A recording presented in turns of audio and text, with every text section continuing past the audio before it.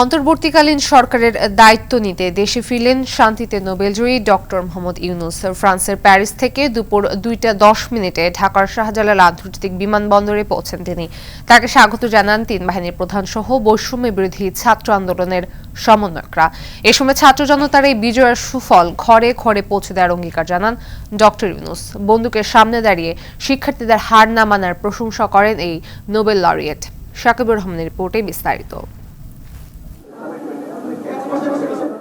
হাল ধরতে দেশের মাটিতে এসেছেন ডক্টর ইউনূস। বিমানবন্দরে তাকে স্বাগত জানান তিন বাহিনীর প্রধান সহ ঊর্ধ্বতন কর্মকর্তারা।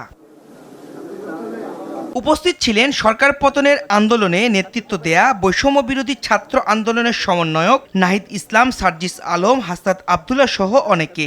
ইউনূসকে দেয়া হয় ফুলের শুভেচ্ছা।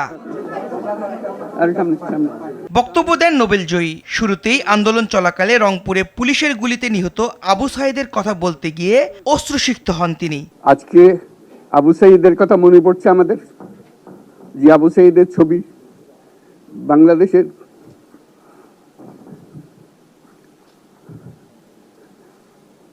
প্রতিটি মানুষের মনে গেঁথে আছে, এটা কেউ বলতে পারবে না।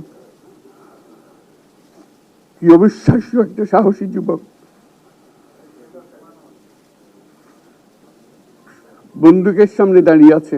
পুনর্জন্মে যে বাংলাদেশ পেলাম সে বাংলাদেশ যেন পূর্ণতা পায়, তার জন্য তার প্রতি বিশ্বাস রাখতে বললেন দেশবাসীকে। নতুন বাংলাদেশ নিয়ে দ্রুত গতিতে এগিয়ে যাওয়ার প্রত্যয় করেন। এরা এই দেশকে রক্ষা করেছে, এই দেশকে নতুনভাবে পুনর্জন্ম দিয়েছে, এবং এই পুনর্জন্মে যে বাংলাদেশ পেলাম সে বাংলাদেশ যেন অত্যন্ত দ্রুত গতিতে এগিয়ে চলতে পারে, সেটাই হলো আমাদের শপথ। এই স্বাধীনতাটা আমাদেরকে রক্ষা করতেই হবে, শুধু রক্ষা করা নয়, এই স্বাধীনতার সুফল প্রতিটি মানুষের ঘরে পৌঁছাতে হবে, তা না হলে এই স্বাধীনতার কোনো দাম নাই। বিশৃঙ্খলা, সহিংসতা এগুলো হলো অগ্রগতির বড় শত্রু।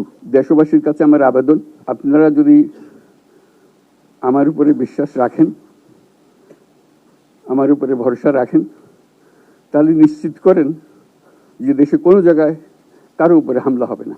এর আগে ফ্রান্স থেকে দুবাই হয়ে দেশে ফিরেন শান্তিতে নোবেলজয়ী এই অর্থনীতিবিদ। শাকিবুর রহমান, RTV, ঢাকা।